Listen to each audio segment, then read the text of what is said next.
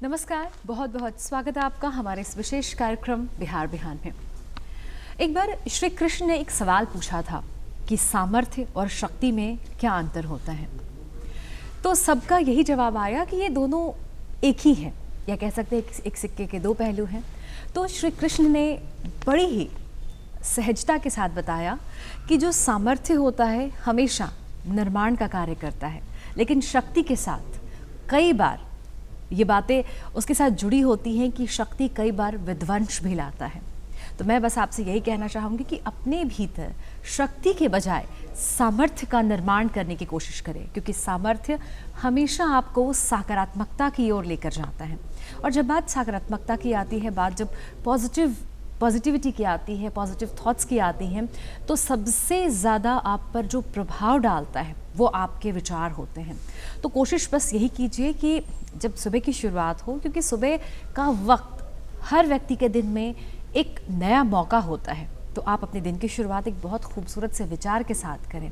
और आज हम आपके लिए एक ऐसा ही खूबसूरत अनमोल वचन लेकर आए हैं, तो चलिए एक नज़र डालते हैं।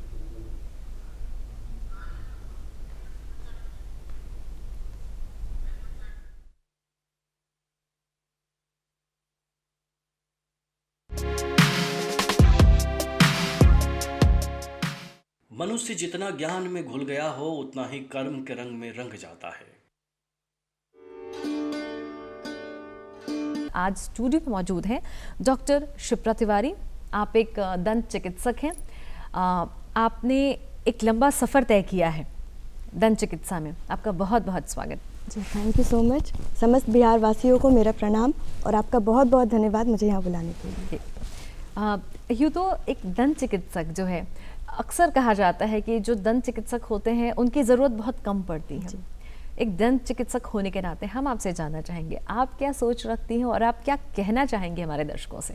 जी, ऐसा है कि लोगों में ये मान्यता है कि क्योंकि दांत का जो हेल्थ है वो डायरेक्टली रिलेटेड नहीं है बॉडी से, इसीलिए लोग इतना ध्यान नहीं देते हैं। उनको ऐसा लगता है कि दांत बस सुंदरता बढ़ाने के लिए है, बट फैक्ट यही है कि दांत का जो हमारी पाचन क्रिया है उसका सीधा सीधा प्रारंभ दांत से ही स्टार्ट होता है। जब हम खाना चबाते हैं तो हमारा खाना जो है वो मैस्टिकेशन के थ्रू छोटे छोटे टुकड़ों में टूटता तो है ही, साथ में एंजाइम्स है हमारे माउथ में जो कि वहीं पे डाइजेशन स्टार्ट कर देते हैं, जो कि पेट का काम बहुत आसान कर देते हैं।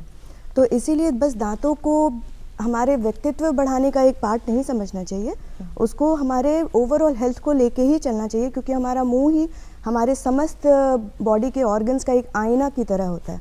हमारे बॉडी का एक मिरर है हमारा माउथ। तो बिल्कुल हमें अपने दांतों का, अपने पूरे ओरल कैविटी का बहुत अच्छे से ध्यान रखना चाहिए और इसके लिए अवेयरनेस क्रिएट करने की ज़रूरत है, जो कि अब हो रही है। अब लोग सामने आ रहे हैं जो कि बस एस्थेटिक्स के लिए या दिखावे के लिए दांत नहीं, सुंदरता नहीं चाहते हैं, अपने ओवरऑल डेंटल हेल्थ का भी उनको अब धीरे धीरे ये एहसास हो रहा है कि बहुत ज़रूरी है ध्यान रखना। तो अब लोगों में अवेयरनेस बढ़ रही है, पहले के कंपैरिजन में अभी बहुत ज़्यादा है, जो कि अच्छी बात है। बिल्कुल, पहले की तुलना में लोग अब ज़्यादा सजग हो रहे हैं, क्योंकि अब लोग ज़्यादा जागरूक भी हो रहे हैं। एक दंत चिकित्सक के नाते हम आपसे जानना चाहेंगे, यूँ तो सुबह उठ के हम सबसे पहला काम जो करते हैं वो हम अपने दांतों की सफाई करते हैं, यानी हम अपने ब्रश करते हैं जी। लेकिन अगर यूँ हम बात करें, यूँ तो हम ऐसे पेस्ट लिए अपने ब्रश पे, या जो भी प्रक्रिया आप अपने दांतों को साफ़ करने के लिए इस्तेमाल करते हैं उसे हम कर लें। डॉक्टर शिप्रा, कई बार ऐसा होता है कि जब केसेस होते हैं, एक्सीडेंट केसेस होते हैं, दुर्घटना होती है, उस वक्त हमारी हड्डियाँ टूटती हैं और भी बहुत कई जगह चोट लगती है, लेकिन कई बार जबड़ों पर भी उसका बहुत भारी नुकसान हो जाता है एक्सीडेंट का। वैसे केसेस आते हैं तो किस तरीके से आप उसे डील करती हैं और कैसे उसे ठीक करती हैं? क्योंकि दांतों का सही होना बहुत जल्दी बहुत ज़रूरी हो जाता है, क्योंकि जब तक आप खाएंगे नहीं तब तक आपको बहुत ज़्यादा मुश्किल हो सकती है जी।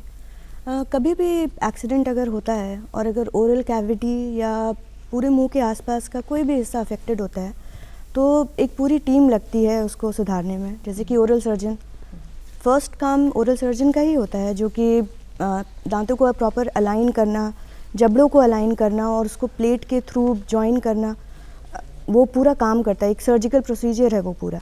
तो एक्चुअली जब रोड ट्रैफिक कोई ऐसा एक्सीडेंट होता है तो सबसे पहले ज़रूरत अगर मुंह की चोट की है तो एक ओरल सर्जन की पड़ती है, जो कि जबड़े को अलाइनमेंट में ला के फिर उसको प्रॉपर वहाँ पे सी लेग बनाने का कोशिश करता है, जिसको ठीक होने में जैसे नॉर्मल हड्डियाँ जुड़ती हैं हमारी एटलीस्ट 3 से 4 महीने लग जाते हैं। एक बार हड्डी जुड़ गई, उसके बाद फिर काम आता है कि हम दांतों को कैसे अलाइन करें। कई बार दांत का अलाइनमेंट पूरा ही ख़त्म हो जाता है, तो दांत निकाल के नकली दांत लगाने पड़ जाते हैं, या फिर जो हमारे दांत का अलाइनमेंट ख़राब हुआ है उसको ठीक करने के लिए एक ऑर्थोडोंटिस्ट की मदद पड़ती है। फिर प्रोस्थोडोंटिस्ट रोल में आता है, जो कि दांत का अक्लूजन चेक करता है, जैसे कि दांत ऊपर नीचे बराबर बैठें ताकि हमें खाने में आसानी रहे। तो ऐसे करके बहुत एक लंबा प्रोसीजर है जो कि कई दिनों तक चलता है, रादर साल लग जाते हैं ठीक होने में, दांत की अगर और जबड़े की चोट अगर होती है। तो ये छोटी प्रक्रिया नहीं है, एक कॉम्प्लिकेटेड प्रोसीजर है, क्योंकि लोग समझते नहीं है, ऐसा लगता है कि बस दंत चिकित्सक हैं, बट एक्चुअली डेंटिस्ट्री में बहुत सारे ब्रांचेज है और सब मिल के एक साथ काम करते हैं, तब जाके प्रॉपर अलाइनमेंट होता है, प्रॉपर अक्लूजन डेवलप होता है। बिल्कुल, कई बार जो चीज़ें हमें दिखती हैं जी। बिल्कुल वैसी नहीं होती हैं, पर्दे के पीछे बहुत कुछ किया जाता है। जैसे आपने 2-3 टर्म्स का इस्तेमाल किया यहाँ पे कि ऑर्थोडोंटिक्स होते हैं, जी। प्रोस्थोडोंटिक्स होते हैं, और भी बहुत सारे ऐसे हैं डेंटिस्ट के भीतर, क्योंकि जब आप MBBS करते हैं तो उसमें भी अलग अलग ब्रांचेज हैं, वैसे बिल्कुल। डेंटिस्ट्री में भी अलग अलग ब्रांचेज हैं। हम आपसे यहाँ पे ये थोड़ा चाहेंगे कि आप इसे एलाबोरेट करके बताएं कि अलग अलग जो ब्रांचेज हैं वो किस तरीके से काम करते हैं और क्या क्या ब्रांचेज हैं। जी देखिए, डेंटिस्ट्री एक पूरा एक यूनिट है। एक्चुअली लोग समझते हैं बस BDS किया हो गया, बट BDS के बाद MDS करना बहुत ज़रूरी है, और MDS में भी 9 टाइप के ब्रांचेज हैं, 9 ब्रांचेज है। जैसे प्रोस्थोडोंटिस्ट है जिनका काम है दांतों के अक्लूजन का ध्यान रखना, क्राउन, कैप्स, जो एक आम भाषा में लोग कहते हैं कैप्स, इम्प्लांट्स, ये सब प्रोस्थोडोंटिस्ट का काम है हमारे। फिर ओरल सर्जन है जो कि दांत को निकालने का, इम्पैक्शन हो गया या जो भी रोड ट्रैफिक एक्सीडेंट वगैरह का सर्जिकल प्रोसीजर्स है वो। फिर पेरियोडोंटिस्ट हैं जो कि दांत की क्लेanलीनेस और एस्थेटिक्स का ध्यान रखते हैं। एंडोडोंटिस्ट हैं जो कि रूट कैनाल ट्रीटमेंट, जो कि बहुत कॉमन एक ट्रीटमेंट है, उसके स्पेशलिस्ट होते हैं, और भी उनका और भी रिसर्च का स्कोप होता है। तो पब्लिक हेल्थ डेंटिस्ट्री है जो कि जैसे WHO या यूनिसेफ जैसे ऑर्गेनाइजेशंस में जाके काम करते हैं और अवेयरनेस बढ़ाते हैं टूवर्ड्स डेंटिस्ट्री। तो इस तरीके की मतलब 9 ब्रांचेस हैं टोटल डेंटिस्ट्री में, तो वेरी वास्ट, बहुत ज़्यादा वास्ट है। बिल्कुल। चलिए, ये तो आपने 9 ब्रांचेस हमें बता दिए। एक बहुत बड़ा वर्ग, हमारे इस पूरी आबादी का एक बहुत बड़ा वर्ग छोटे छोटे बच्चे हैं, और कहा जाता है कि 6 साल तक आपके जो दूध के दांत हैं वो आपकी सहायता करते हैं, उसके बाद आपके नए दांत फिर से आते हैं जो ताउम्र आपके साथ रहते हैं। उस वक्त हमें क्या एहतियात बरतने की ज़रूरत है, क्योंकि उस वक्त कई बार बच्चों के माता पिता के द्वारा ध्यान नहीं दिया जाता, या उन्हें कोई परेशानी होती जिसकी वजह से उन्हें पूरी ज़िंदगी परेशानी का सामना करना पड़ता है। देखिए, आपने मेंशन किया, मैं पीडोडोंटिस्ट मेंशन करना भूल ही गई। डेंटिस्ट्री के जो बच्चों का यूनिट है वो पीडोडोंटिस्ट हैंडल करते हैं। उसमें एक्चुअली ये होता है ना कि ये मान्यता हो गई है कि अच्छा दूध के दांत है वो तो झड़ ही जाएंगे, कोई बात नहीं है, बट फैक्ट ये है कि अगर हम दूध के दांत का प्रॉपर मेंटेनेंस ना करें तो उससे हमारे जो आने वाले दांत हैं वो भी अफेक्टेड हो जाते हैं। और अगर दूध के दांत का हम ध्यान नहीं रखेंगे तो बच्चे को तो दर्द होगा ही, साथ में नीचे जो दांत आने वाले परमानेंट डेंटिशन जो है वो भी अफेक्ट होता है, प्लस बच्चे को खाने पीने में दिक्कत होती है जिसकी वजह से बच्चे का ग्रोथ भी रुक सकता है, क्योंकि दांत बहुत ही इंपॉर्टेंट है हमारे मैस्टिकेशन के लिए, खाना पचाने के लिए, हमें हेल्दी बनाने के लिए। तो इसीलिए स्टार्टिंग से ही ये ज़रूरी है कि अगर हल्का सा भी प्रॉब्लम हो, बच्चा अगर कंप्लेन कर रहा है कि पेन है, तो उसको नेग्लेक्ट नहीं करना चाहिए। ये नहीं सोचना चाहिए कि अरे दूध का दांत है निकल ही जाएगा। एक पीडोडोंटिस्ट जो कि बच्चों का स्पेशलिस्ट है उसके पास ले जाएं, दांतों की रेगुलर चेकअप कराएं। आई सजेस्ट कि हर 6 मंथ्स में बच्चे का एक चेकअप तो होना ही चाहिए डेंटल, ताकि पता चल सके कि क्या प्रॉब्लम है या क्या प्रॉब्लम आगे आने वाली है। जो दांत आ रहा है, परमानेंट डेंटिशन जो आ रहा है, उसको आने में कोई तकलीफ़ तो नहीं हो रही है, ये सब देखने के लिए ज़रूरी है कि हर 6 मंथ्स पे एक चेकअप हो एटलीस्ट बच्चे का। अच्छा, कई बार ये भी कहा जाता है कि जो नवजात शिशु होते हैं 6 महीने के बाद जब उनके दांत आने की प्रक्रिया शुरू हो जाती है तो कहा जाता है कि कई बार उन्हें लूज मोशन या उनको फीवर या बहुत सारी चीज़ें होती हैं। क्या ये सिर्फ एक भ्रांति है या इसमें तथ्य भी शामिल है? नहीं, बिल्कुल। जब दांत आता है हमारा तो मसूड़े को पार्ट करके निकल रहा है, तो एक इन्फ्लेमेटरी प्रोसीजर तो होता ही है, तो उसकी वजह से बच्चे में प्रॉब्लम तो होता ही है। जैसे थूक का ज़्यादा आना, लार बहुत ज़्यादा गिरता है, बच्चे को दर्द तो होता ही है। कई बार ये कॉमन है कि डायरिया हो जाता है बच्चों को, तो ये भ्रांति नहीं है, ऐसी प्रॉब्लम्स होती है बच्चों में जब दांत आते हैं। जी। उस वक्त क्या हमें एहतियात बरतनी चाहिए? कि डायरिया के लिए तो हम कुछ नहीं, नॉर्मल मेडिकेशन जो हम चलाते हैं वो कर सकते हैं। हम सूद करने के लिए उस एरिया पे, जैसे हमारी नानी दादियाँ करती थी कि हनी लगा देना, तो बस हनी बस इसलिए नहीं कि बोला जाता था, इसलिए हनी एक एंटीबैक्टीरियल भी है, प्लस उस एरिया को सूद भी करता है, तो हम लोग वो यूज़ कर सकते हैं। टीथर दे सकते हैं बच्चे को, बट ऑब्वियसली पूरा स्टेरिलाइज करके थोड़ा सा ठंडा टीथर देंगे तो उसको बच्चे को वहाँ पे आराम मिलेगा, क्योंकि वहाँ पे इन्फ्लेम्ड रहता है टिश्यू। तो टीथर और हनी के थ्रू हम लोग हेल्प कर सकते हैं बच्चे की। एक बार दांत आ गया तो फिर प्रॉब्लम सॉल्व हो जाती है। प्रॉब्लम सॉल्व हो जाती है, बिल्कुल। एक बार दांत आ गए तो प्रॉब्लम सॉल्व हो जाती है। इसके अलावा भी ऐसी बहुत सारी चीज़ें हैं, जैसे अमूमन लोगों को लगता है कि जिसको शायद MBBS नहीं मिला या जिन्होंने क्वालिफाई नहीं किया, वो BDS के साथ सेटल हो जाते हैं। मतलब एक कॉम्प्रोमाइजिंग सिचुएशन लगता है लोगों को कि ऐसा है। तो चूँकि आप यहाँ कई साल से एक दंत चिकित्सक के रूप में काम कर रहे हैं, हज़ारों पेशेंट्स को आपने डील किया है, उनके दांतों को ठीक किया है, हम आपसे चाहेंगे कि आप इस मिथ को, इस भ्रांति को यहाँ पे क्लियर करें। देखिए, फैक्ट है ये कि कई बार ऐसा होता है कि जब स्टूडेंट्स ऑप्ट करने जाते हैं तो अगर MBBS नहीं मिल रहा है तब BDS लेते हैं। बट मुझे ऐसा लगता है कि BDS एक बहुत अच्छा फील्ड है, बहुत कॉम्पिटिटिव है, हर फील्ड की तरह कंपटीशन बहुत ज़्यादा है। बट BDS को ऑप्शन में MBBS से पहले भी रख सकते हैं, क्योंकि बहुत जॉब अपॉर्चुनिटीज़ हैं।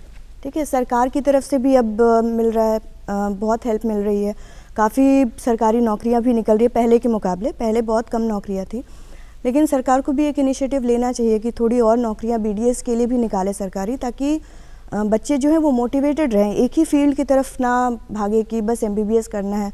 पहले ऐसा लगता था कि MBBS ही किया तो डॉक्टर बन गया, ऐसा कुछ नहीं है। हम BDS करके, MDS करके हम भी वेल सेटल्ड हैं, अच्छे से हम अपना जॉब कर रहे हैं, किसी तरह की कोई प्रॉब्लम नहीं है। हाँ, सेटअप लगाने में थोड़ा टाइम लगता है हमें, बट जैसे अगर सरकार थोड़ा सा हेल्प करे और इंश्योरेंस वगैरह भी अगर सरकार लाए तो एक अवेयरनेस क्रिएट होगी कि हाँ, BDS करना बस एक टाइम की बर्बादी या पैसे की बर्बादी नहीं है, क्योंकि कंपटीशन बहुत है इस फील्ड में। बट अगर हम मेहनत करें, जो कि हर फील्ड में चाहिए, मेहनत तो करना ही पड़ेगा, अगर हम मेहनत करें तो बिल्कुल हम आगे बढ़ सकते हैं। इतने सारे ब्रांचेज़ हैं, इतने कॉलेजेस हैं, बहुत जॉब अपॉर्चुनिटीज़ हैं, तो हमें उसे एक सेकंड ऑप्शन की तरह ना ट्रीट करके हमें एक मेंटालिटी ऐसी क्रिएट करनी चाहिए, अपने बच्चों में भी एक अवेयरनेस क्रिएट करनी चाहिए कि हाँ, एक सेकंड ऑप्शन नहीं है तुम्हारे लिए, एक अच्छा एक जॉब अपॉर्चुनिटी है BDS, जो कि आप कर सकते हैं। बिल्कुल, एक बहुत अच्छी जॉब अपॉर्चुनिटी है। और वैसे भी कहते हैं कि डॉक्टर्स जो हैं वो उन्हें हम धरती का भगवान कहते हैं, और किसी भी कंडीशन में परेशानी चाहे कितनी भी बड़ी या कितनी भी छोटी क्यों ना हो, हम डॉक्टर्स के सामने जाते हैं तो हमारी परेशानी आधी हो जाती है। अच्छा, आपको कब लगा कि आपको एक डेंटिस्ट बनना चाहिए? कब ये बात जहन में आई? मैं भी इनिशियली जब मैं तैयारी कर रही थी तब तो ऐसा ही था कि हाँ, MBBS ही लेना है, पर BDS करने के बाद मुझे ये रियलाइज़ हुआ कि नहीं, ये अच्छा फील्ड है, क्योंकि डेंटल पेन जिसको होता है उसको ही रियलाइजेशन होता है कि क्या है डेंटल पेन, और वो डेंटल पेन एक MBBS आपका नहीं ठीक कर सकता, BDS ही वो ठीक कर पाएगा। जब मैं BDS कर रही थी उसके दौरान मुझे उस फील्ड की वास्टनेस का पता चला कि हम क्या क्या कर सकते हैं, कितना चीज़ है एक्सप्लोर करने के लिए। बहुत मेहनत लगती है एक MDS के लिए या एक BDS कंप्लीट करने के लिए। तो BDS MDS बस एक साइड फील्ड ना रख के हमें एक ऐसा मतलब एक जॉब अपॉर्चुनिटी की तरह समझना चाहिए, क्योंकि उसमें मेहनत बहुत जाती है। फिज़िकल लेबर भी है, मेंटल स्किल भी चाहिए, मेंटल स्टेबिलिटी होना बहुत ज़रूरी है, स्ट्रेंथ बहुत ज़रूरी है। तो ये सब वास्टनेस ऑब्वियसली जब मैं उस फील्ड में गई तब मुझे इस चीज़ का रियलाइज़ हुआ। मैं इस चीज़ के लिए स्टूडेंट्स को अवेयर करना चाहती हूँ कि बस नाम का नहीं होता, आप मेहनत करें, आगे बढ़ें, आपको सक्सेस ज़रूर मिलेगी। बिल्कुल। और वैसे भी चाहे आप कोई भी ज़रिया चुने, कोई भी रास्ता चुने या कोई भी फील्ड चुने, अगर आप मेहनत के बल पे आगे बढ़ते हैं तो एक ना एक दिन आप उस रास्ते पर अपना नाम ज़रूर दर्ज करवाएंगे, आप उस फील्ड में अपनी एक अलग पहचान ज़रूर वहाँ पे स्थापित कर पाएंगे। चूँकि आप एक वर्किंग मदर हैं जी, बहुत मुश्किल हो जाता है, क्योंकि बच्चे जो होते हैं वो माँ से सबसे ज़्यादा जुड़े होते हैं। घर और काम दोनों बैलेंस करना कैसे संभव है? देखिए, मुश्किल तो है, ऐसा तो अब मैं नहीं कहूँगी कि आसान है, बट जो फैक्ट है कि एक सपोर्टिव हाउस होल्ड होना बहुत ज़रूरी है। मेरे इन लॉज बहुत सपोर्टिव है, मेरे हस्बैंड बहुत सपोर्टिव है। एक्चुअली उन्होंने ही मुझे इनकरेज किया कि मैं अपनी क्लिनिक खोलूँ, अदरवाइज़ मैं उसके पहले घर पे ही बच्चे ही बस मैनेज कर रही थी। बट उनके सपोर्ट से, क्योंकि मेरी मदर इन लॉ बहुत सपोर्ट करती हैं, जब मैं नहीं रहती हूँ तो बच्चे उन्हीं के पास रहते हैं, और मेरे हस्बैंड, मेरे फादर इन लॉ। तो फैक्ट यही है कि किसी को भी सक्सेसफुल होने के लिए एक सपोर्टिव हाउस होल्ड होना बहुत ज़रूरी है। बेशक बेशक, क्योंकि जब आपको अपनों का साथ मिलता है, अपने परिवार का साथ मिलता है, तो उसकी ताकत कुछ और होती है, उस वक्त का आत्मविश्वास कुछ और होता है। अच्छा, एक और चीज़ हम आपसे यहाँ पे जानना चाहेंगे कि चूँकि ये तो चलिए आप अपना काम कर रही हैं, आपका क्लिनिक है, पेशेंट्स आते हैं, आप उनसे डील करती हैं।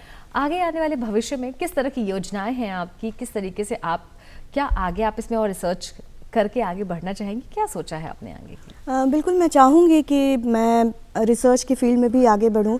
अभी तो क्योंकि मेरी क्लिनिक चल रही है तो मैं इस्टेब्लिश्ड हूँ, अभी अपना घर भी देख रही हूँ, क्लिनिक भी देख रही हूँ, बट मैं चाहूँगी कि एक तो अवेयरनेस क्रिएट करूं लोगों के बीच में डेंटिस्ट्री से रिलेटेड, और बच्चों को भी एजुकेट करूं, तो किसी न किसी सोशल इनिशिएटिव या फिर प्रोफेशनल कॉलेज से मैं जुड़ सकूं ताकि रिसर्च के फील्ड में भी आगे बढ़ सकूं मैं। काम की बात हो गई कि आप किस तरीके से अपने कार्य क्षेत्र में काम कर रही हैं, लेकिन अगर मैं बात करूं आपकी हॉबीज़ की, आपको क्या पसंद है विशेषकर, तो किस चीज़ का आप जिक्र करेंगी यहाँ? मुझे गाने सुनना पसंद है और पढ़ती भी हूँ। मैं नॉवेल्स पहले पढ़ती थी, अब उतना टाइम नहीं मिलता है क्योंकि काम बहुत रहता है, बट बेसिकली हाँ, गाने सुनना और नॉवेल्स पढ़ने का शौक़ है मुझे। गाने सुनना और नॉवेल, यानी जो साहित्य और संगीत दोनों से आप काफ़ी जुड़ी हुई हैं। क्या आपको घूमना पसंद है, लाइक ट्रैवलिंग? हाँ बिल्कुल, बच्चों के साथ जाना थोड़ा सा मुश्किल हो जाता है अब जब से बच्चे हुए हैं, बट ऐसे मुझे पसंद है ट्रैवलिंग।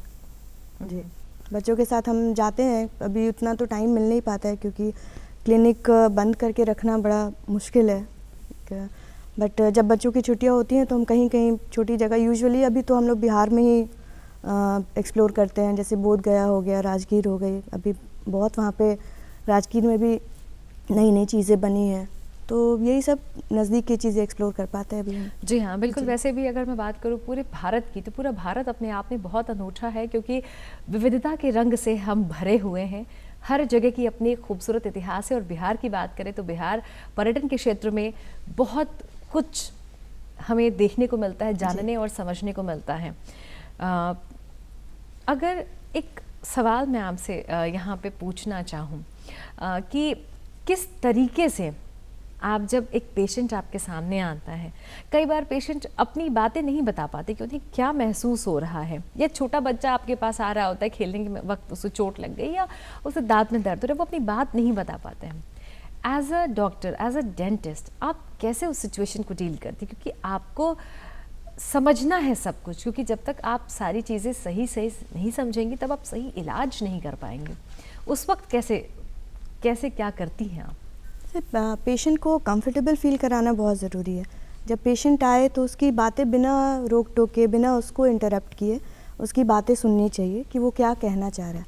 यूजुअली जैसे गांव से भी लोग आते हैं या बच्चे भी आते हैं, वो प्रॉपर्ली अपना सिम्टम्स नहीं बता पाते हैं कि क्या प्रॉब्लम उन्हें हो रही है या कैसे स्टार्ट हुआ प्रॉब्लम।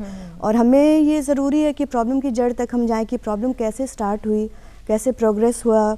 तो ये सब जानने के लिए पहले पेशेंट को कंफर्टेबल बनाना पड़ता है, फिर उनसे उन्हीं के शब्दों में, ऐसा ज़रूरी नहीं है कि पेशेंट टेक्निकल टर्म्स यूज़ करे।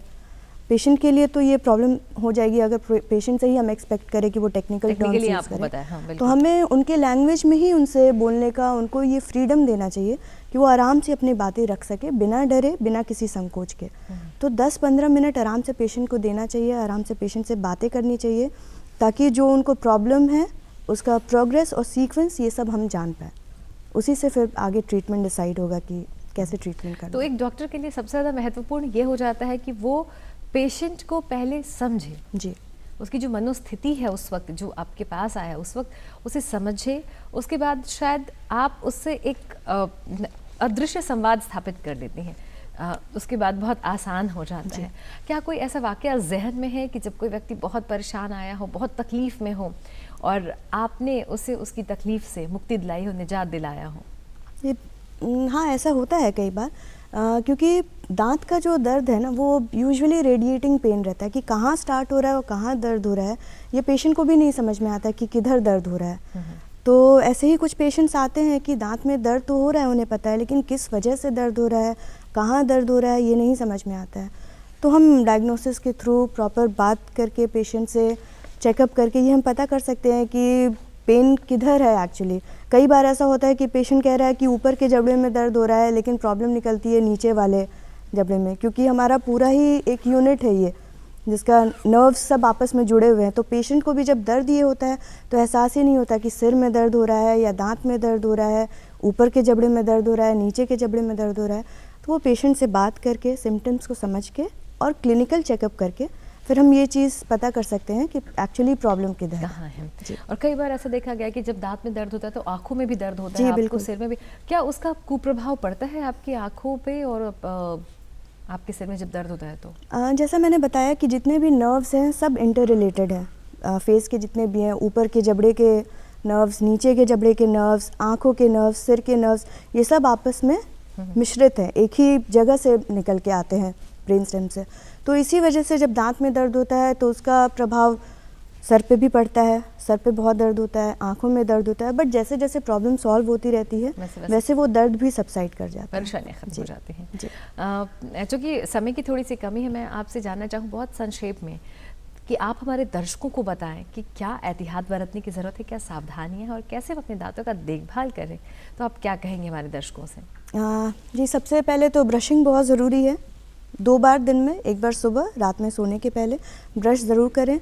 खाना खाने के बाद कुल्ला करें ताकि खाने का कोई भी अवशेष दांतों में रह नहीं जाए। हल्की सी भी प्रॉब्लम रहे तो डेंटिस्ट के पास ज़रूर जाएं, क्योंकि वही प्रॉब्लम धीरे धीरे बढ़ के दर्द में बदल जाती है। तो हमें उस चीज़ को अवॉइड करना चाहिए और रेगुलर चेकअप कराना चाहिए। एटलीस्ट 6 मंथ्स के इंटरवल पे आप जाके दांतों का रेगुलर चेकअप कराएं। दूसरी बात, जंक फूड या जो प्रोसेस फूड है वो सब अवॉइड करना चाहिए, क्योंकि धीरे धीरे डिस्यूज एट्रोफी हो रहा है हमारे मसल्स में, हमारे जबड़ों में।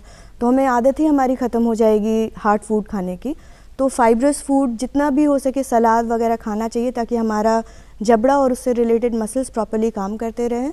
और बस 6 महीने पे डेंटिस्ट के पास जाइए, वो आपका पूरा ध्यान रखेंगे।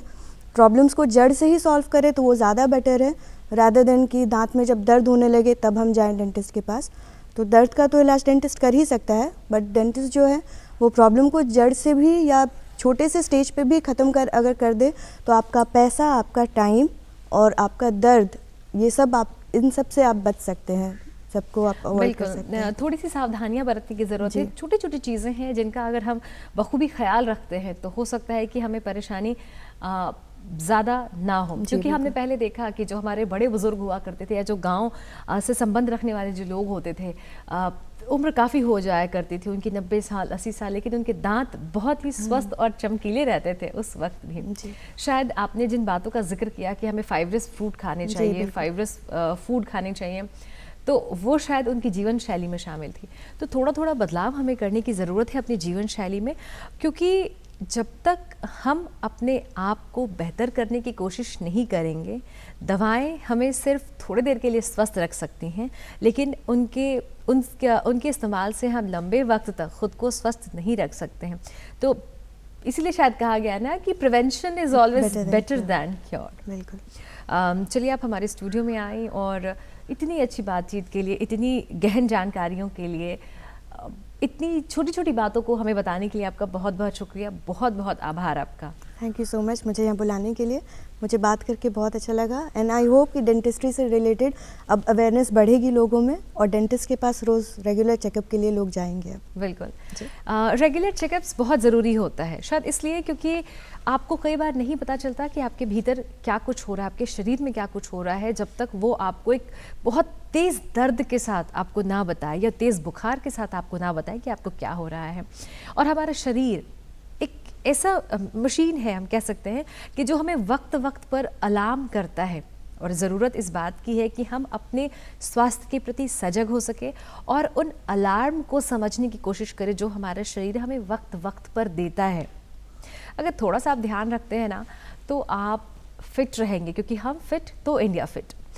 हमारे आज के इस कार्यक्रम में हम अपने आखिरी पड़ाव पे आ चुके हैं, तो फटाफट से हमारा पता नोट कर लीजिए। हमारा पता है निदेशक डीडी बिहार, दूरदर्शन केंद्र पटना, फ्रेजर रोड पटना 800001। हमारा ईमेल एड्रेस है director ddkpatna@gmail.com।